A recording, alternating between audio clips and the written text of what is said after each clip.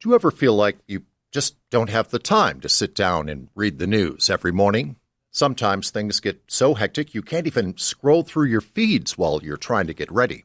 A new podcast from Boise State Public Radio has you covered. I'm George Prentice, and I want to invite you to check out The Connector every weekday morning. You can get up to speed on all of the Idaho news you need to start your day without ever interrupting your morning routine. All you have to do is hit play. That's The Connector from Boise State Public Radio. Find it wherever you get your podcasts. From the studios of Boise State Public Radio News, I'm Gemma Gaudette. This is Idaho Matters. Last month, Idaho's HUD fair housing grants were suddenly cut for two gem state nonprofits, Idaho Legal Aid Services and the Intermountain Fair Housing Council. These cuts were attributed to a shift in agency priorities under the Trump administration, as directed by the newly established Department of Government Efficiency.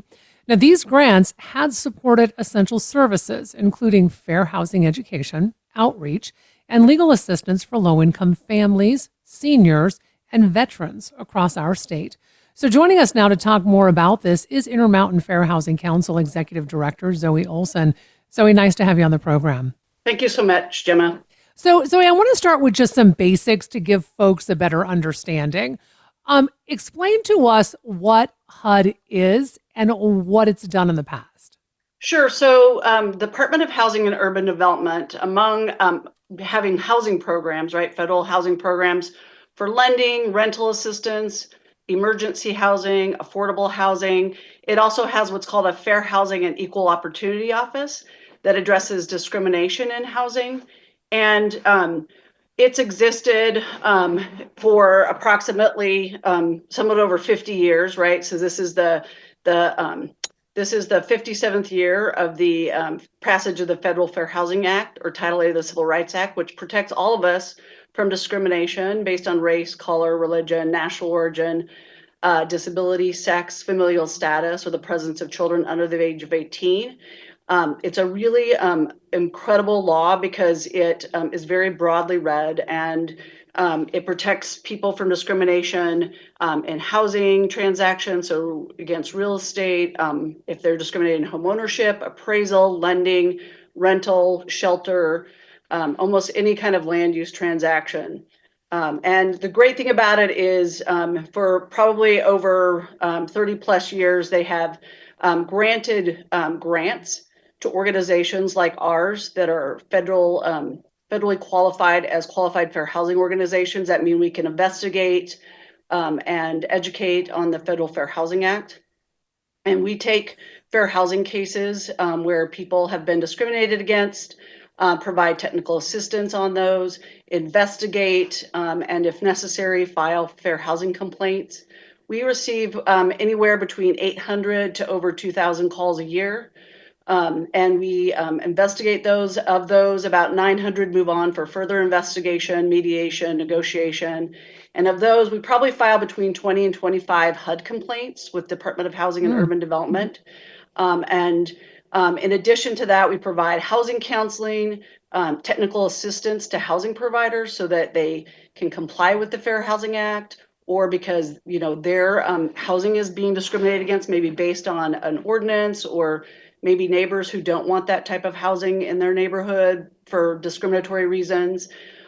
We also assist government officials, community agencies, community groups. And so in April through June, we usually go and provide from 9 to 10 fair housing trainings a year. And every time we add more, just because it's such in high demand, that people want to know what their rights and obligations are.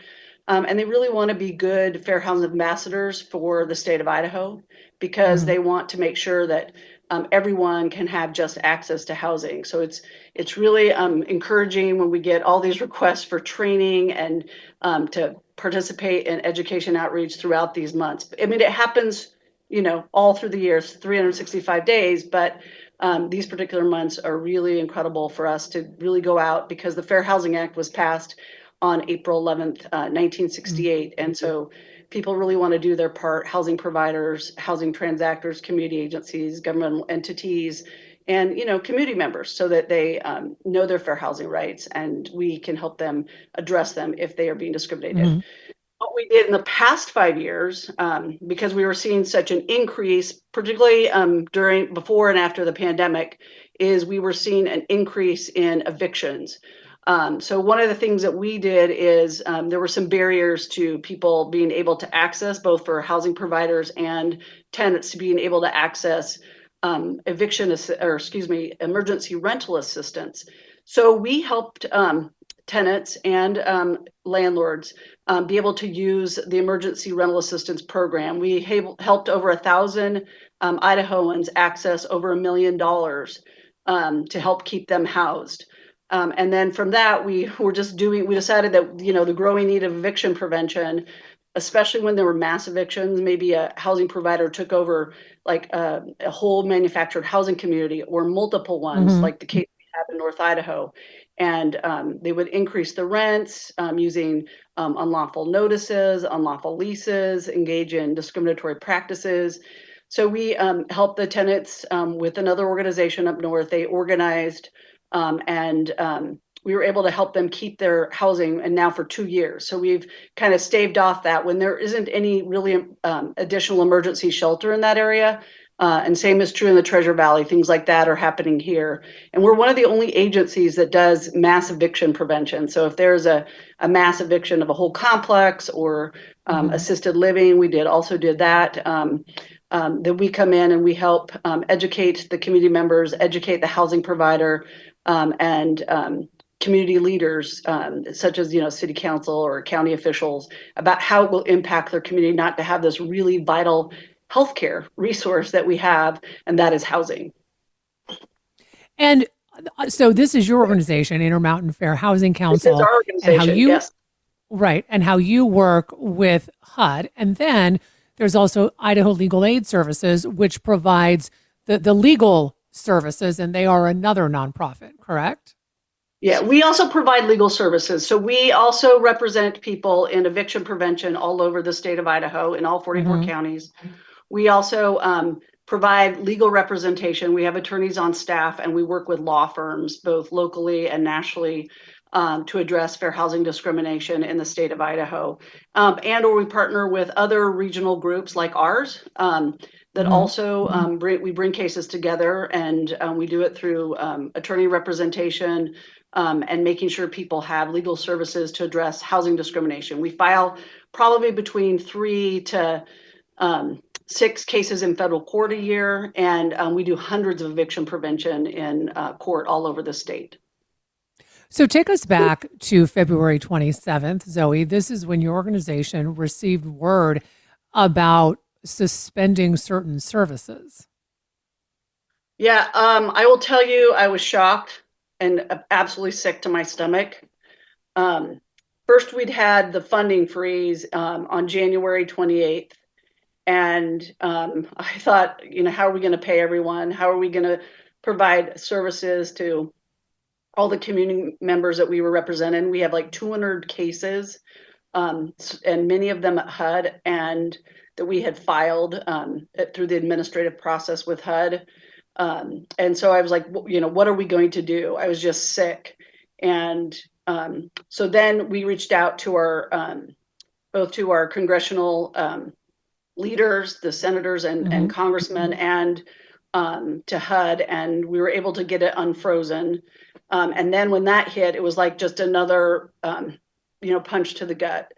And this is our life's work for many of us. I've been doing this since 2006, first at Legal Aid and now here. And I have colleagues that have been at with Intermountain Fair Housing Council longer. And I looked at our body of work, educating typically over 200,000 Idahoans a year, assisting, 1,500 to 2,000, and sometimes more or less depending on the year, people have intakes, having our over 200 cases that we're working on right now, 6 systemic investigations. And I was just like, what are we going to do? And so I reached out to our congressional leaders again. I've reached out to the National Fair Housing Alliance for help.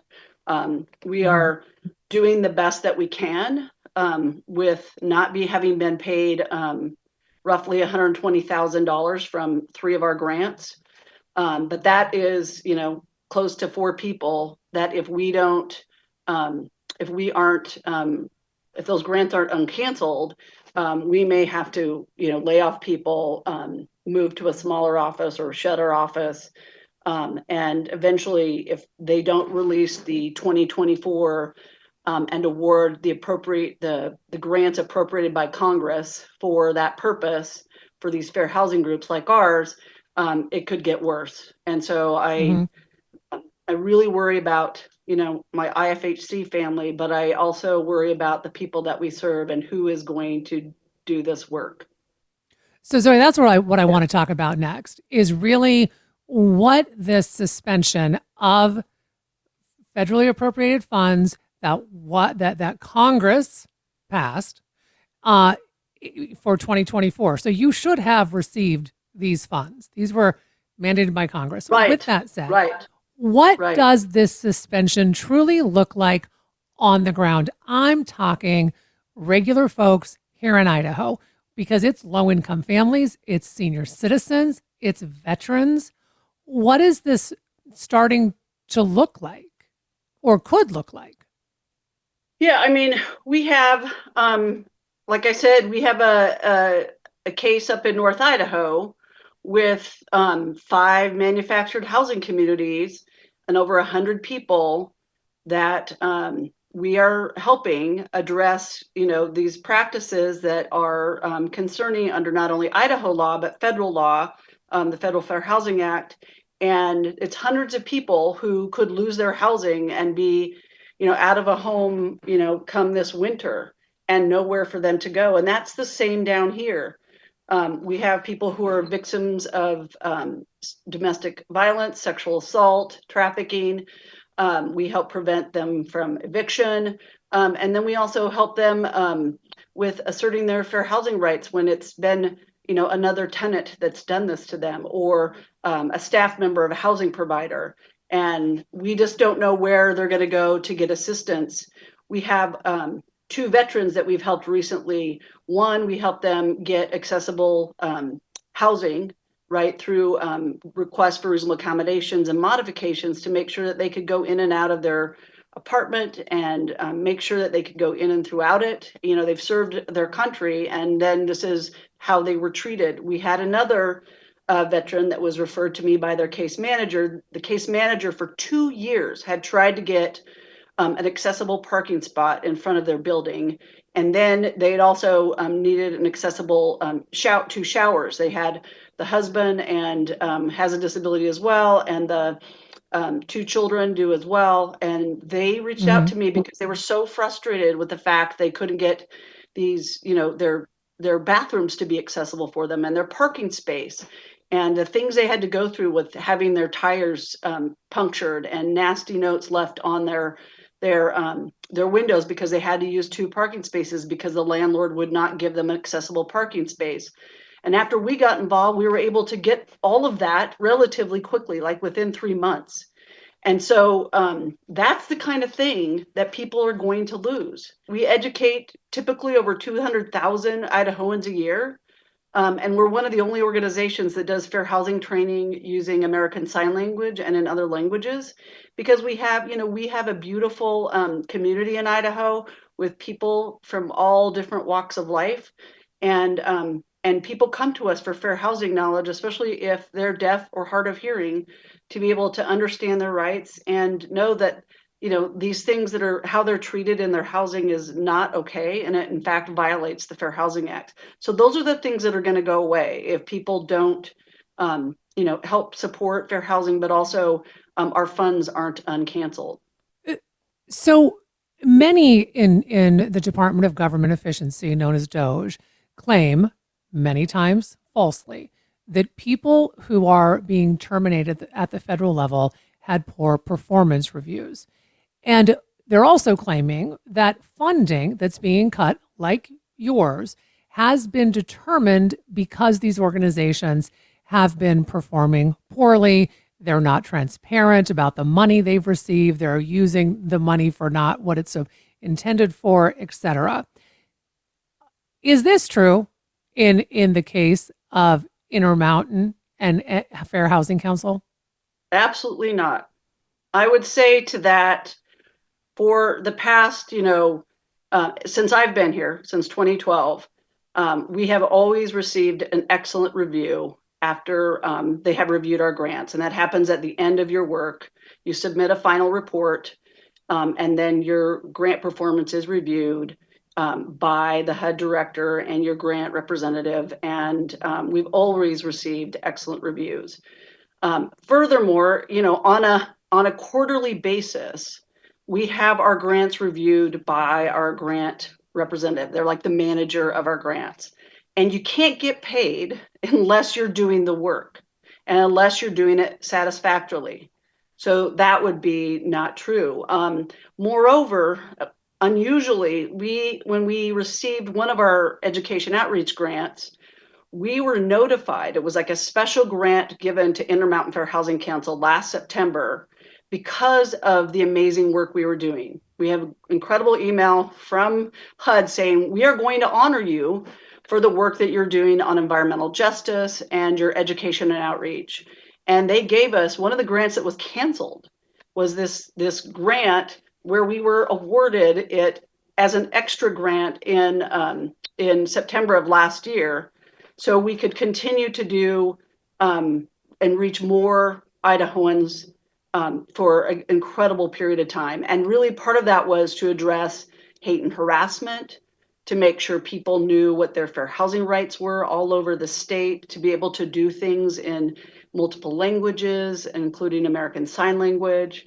And it really helps us add additional people to help do intakes. That means people who call or walk in or send us emails, and we have more people to help more Idahoans get their fair housing needs met, including community, including government officials, including housing providers, because I think people want to do the right thing. They want to know what their rights and obligations are, but especially don't want people to be discriminated against in the state of Idaho. And it's more than just opening doors. It's making sure that we remove the barriers that exist in Idaho. You can build a whole bunch of affordable housing. You can offer home ownership, but you can't get in the door if there are discriminatory barriers. They will be used against our community members, and these grants help undo that. One of the other grants that was canceled was a grant that helped address algorithmic bias and artificial intelligence, which is being used to keep people out of housing based on protected classes.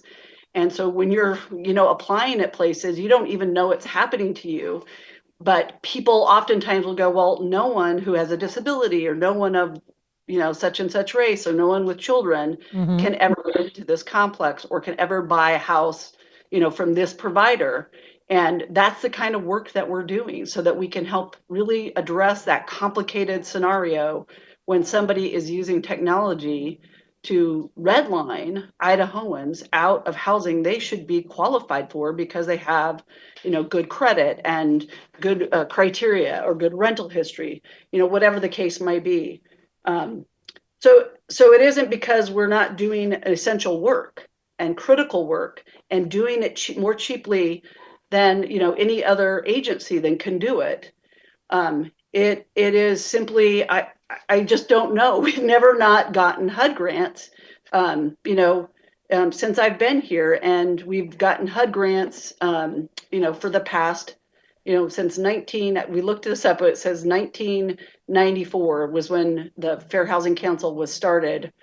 And the initial grant we got was with through Idaho Legal Aid to HUD from about 94 to 96, and then it went onward. So it's just not the case. I mean, this has always been something that the government has found to be critical work for Idahoans.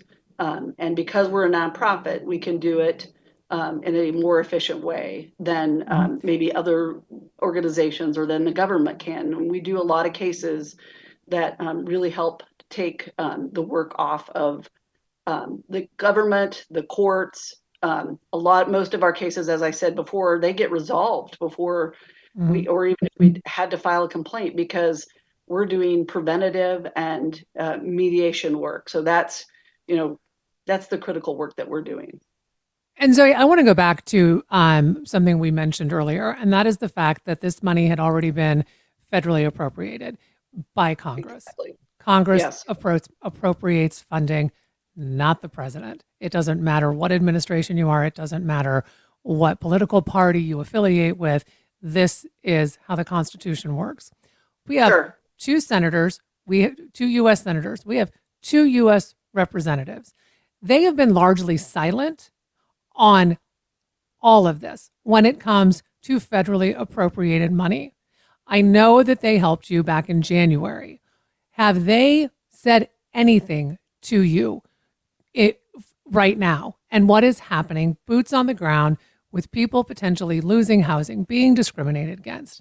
Everything these examples that you've given us, have you heard from our delegates? I have heard from people who work from them. They said they were looking into it, but I have not heard anything further. And I would say the grants we have actually were funded in 2023 for 2024. They go from 2024 to 2025. They were already, we signed the contracts. These are contracts, legal contracts with the government. And they approved this work. Congress appropriate, and they approved it. The government approved it. And they've done it again for 2024. We haven't signed any contracts. So this is a breach of contract. Right. I mean, the one we have now, yes. And the ones in the future, I'm just concerned because Congress is the one that appropriated that money. It should be awarded. So it is. You're right. And then the other point is, about 5 or 6 years ago, it was maybe six years ago or a little more. We went to visit our senators and congressmen when we were in Washington, D.C. I always like to go by and visit and talk about all the great work we're doing. And it was really touching because when we met with Senator Risch, a couple of my colleagues and I met with Senator Risch and explained to him what we were doing. And he was gracious. He took a picture with us. It was really great. And then he said, thank you, you're doing God's work. And that really made a lot to us because we really are doing the very best for our community. And some days I get calls, at 8:00 at night saying this lovely elderly woman was dumped from her assisted living facility with her service animal, and she's living in her car. Someone found her. And I have to call my friends, the ombudsman's office and my friend at the director of the shelter and say, okay, can we, as a stopgap, find a hotel for her to be in and have somebody who can come and help her until we can get her Medicaid reinstated and get her back in assisted living, because the assisted living facility handled that case unlawfully and just so inhumanely. Those are the calls that I worry who is going to help them when, we don't. All of my colleagues do that kind of stuff when it's, late at night or on the weekend. And, I just can't let people go without help. But I don't know where they're going to get it if, we're not around. What's next? I mean, can your organization recover from this? We're going to do all that we can to stay afloat. You never want to take the hard line and have to, cut staff or cut, other, we will totally do all that we can to cut other things other than staff first. We've already had to lay off one person because we just couldn't keep going. And that, really hurts your heart and makes you sick to your stomach. We also are applied for, over $150,000 in grants and hope that we get them. But, that's always, that are not federally funded, just because, that's always like a chance you're taking. We're doing fundraisers. We have cases that we're litigating and hoping that we get, attorney's fees and awards. We're going to do everything we can to try to stay afloat, but it is really incredibly difficult. We're not going to go down without fighting for Idahoans, because I love Idaho. I'm originally from Pocatello. I've lived in Boise since 1998, and this is my life's work. And this is it's so important to all my colleagues at Intermountain and our board. And we won't give up without making sure we do justice as best we can to fight for what we think is right in Idaho and to serve Idahoans. Well, I can tell just by this conversation how much this is truly your life's work, Zoe. Thank you so much for the conversation. Thank you for giving us clarification, true examples of what these cuts mean for Idahoans. So thank you. We've been talking with Intermountain Fair Housing Council Executive Director Zoe Olson about HUD funding cuts that they found out about very suddenly, and how this is impacting not just the nonprofit organizations, but how this is trickling down and impacting Idahoans. I'm Gemma Gaudette, and this is Idaho Matters.